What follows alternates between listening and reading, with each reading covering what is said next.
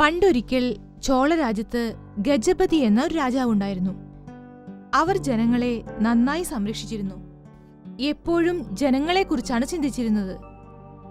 അന്നത്തെ കാലത്ത് പ്രധാന നഗരങ്ങളിൽ മാത്രമായിരുന്നു വൈദ്യശാല ഉണ്ടായിരുന്നത്. അത്യാവശ്യ സമയങ്ങളിൽ ഗ്രാമത്തിലെ ജനങ്ങൾക്ക് ചികിത്സ കിട്ടാൻ വളരെയധികം ബുദ്ധിമുട്ടായിരുന്നു. ഓരോരോ നാട്ടിലെയും ഓരോരോ ഗ്രാമങ്ങളിൽ വൈദ്യന്മാരെ ഏർപ്പാടാക്കിയാൽ ജനങ്ങൾക്ക് പെട്ടെന്നുള്ള വൈദ്യസഹായം ലഭിക്കുമെന്ന് രാജാവ് കരുതി. അതിനാൽ ഓരോരോ ഗ്രാമങ്ങളിലും വിദഗ്ധരായ വൈദ്യന്മാരെ ഏർപ്പാടാക്കണമെന്ന് മഹാരാജാവ് തീരുമാനിച്ചു. മഹാരാജ ഓരോരോ ഗ്രാമങ്ങളിലേക്കും വൈദ്യന്മാരെ തിരയുന്നു. താൽപര്യമുള്ളവർ രാജകൊട്ടാരത്തിലേക്ക് വന്ന് മഹാരാജാവിനെ മുഖം കാണിക്കുക. എന്നാൽ അവർ വരുമ്പോൾ തങ്ങളുടെ കഴിവ് തെളിയിക്കുന്നതിനായി ഓരോരുത്തരുടെയും ഗുരുകുലത്തിൽ നിന്ന് ലഭിച്ച പ്രശംസാപത്രവും എടുത്തിട്ട് വരണം എന്ന് നാട് മുഴുവൻ വിളംബരം ചെയ്തു.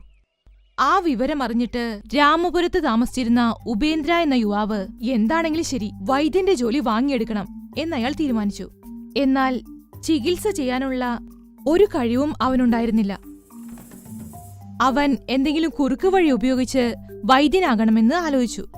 അതുകൊണ്ട് അവൻ ഒരുപാട് ഉപായങ്ങൾ ആലോചിച്ചുകൊണ്ടിരുന്നു.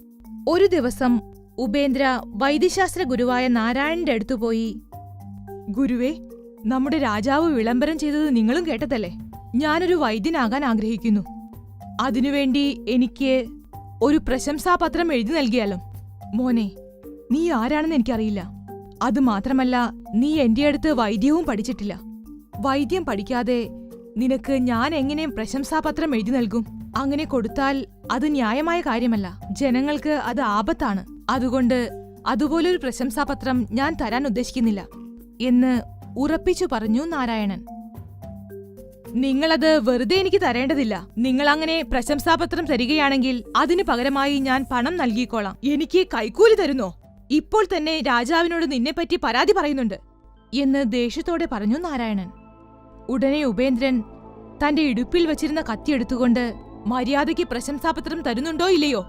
എന്ന് ഉപേന്ദ്ര വൈദ്യനെ മിരട്ടിക്കൊണ്ടു പറഞ്ഞു.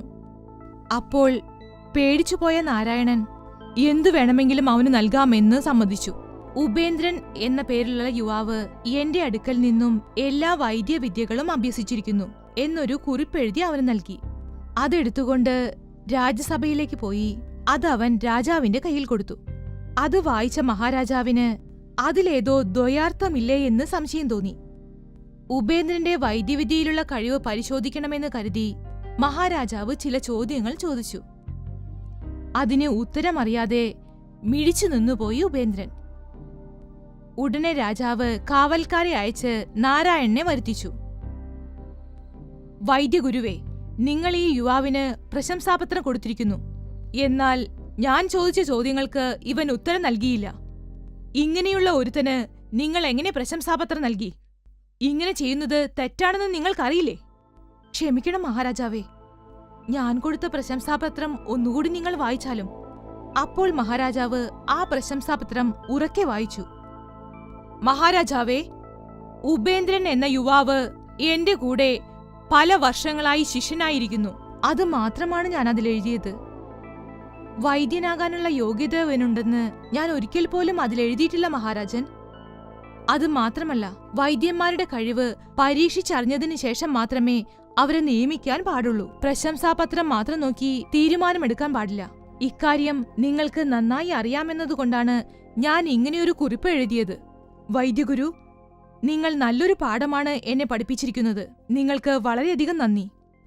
അതിനുശേഷം ഉപേന്ദ്രനോട്, "നിനക്ക് വൈദ്യനാകാനുള്ള ഒരു യോഗ്യതയും ഇല്ലാതിരുന്നിട്ടും എന്ത് കാരണം കൊണ്ടാണ് നീ ഈ പദവി ആഗ്രഹിച്ചത്?" എന്ന് രാജാവ് അവനോട് ചോദിച്ചു. അപ്പോൾ നാരായണൻ ഇടയ്ക്ക് കയറി ഉപേന്ദ്രൻ കത്തിക്കാട്ടി ഭീഷണിപ്പെടുത്തിയതും കൈക്കൂലി കൊടുക്കാൻ ശ്രമിച്ചതും മഹാരാജാവിനോടായി പറഞ്ഞു. ഉടനെ മഹാരാജാവിന് ദേഷ്യം വന്ന് ഉപേന്ദ്രന് നല്ല കടുത്ത ശിക്ഷ തന്നെ നൽകി. ഇതുപോലെയുള്ള കള്ള വൈദ്യന്മാർ ജനങ്ങൾക്ക് ആപത്താണെന്ന് വിചാരിച്ചുകൊണ്ട് ആ നാരായണ വൈദ്യഗുരുവെ ഉപയോഗിച്ച് ഒരു വൈദ്യ ഗുരുകുലം തന്നെ ആരംഭിച്ചു മഹാരാജാവ്.